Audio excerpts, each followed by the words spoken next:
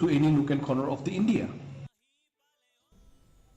Menteri ba ke jela Konrad ki sangma mentagasngi ula pensyai bagi Laitluid ki Autonomous District Council kata ke KHADC ke JHADC bat ke GHADC ki long Laitluid lakin Pdiang na Kyntait ya ke Jingtyrwa Jong ke Sorkar ban Pynsiew tulop ya ki nong tere kenang ban sautu benya ya ki Jing bagi mat ke Sorkar kala tauru ya ki Laitluid ki sub committee ki ban pej ya ki ni ki Laitluid ki District Council ha ke bakin saai ya ke kaipot Jong ki hapo ke sabusan sengi Konrad sangma ula ongru bagi Sorkar kala terwa bantung ya ki he officer kum ki principal secretary haman la ki council ki ban Iarap halo kumnu ban pelaj ya ke tulop bat ban penkela ya ke rukom penmi pisah ha ki council.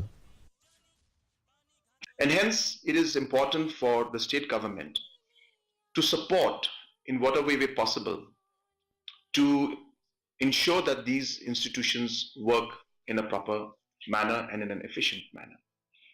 And hence, our decision has been made that we will be forming 3 subcommittees.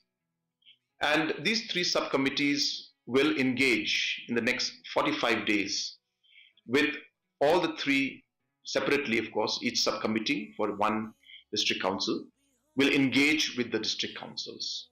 Now, let me make it very clear. This is only an option. This is not something that is mandatory. Menteri ba ke jela Konrad ki sangma ula pentip ba ke kenhun ki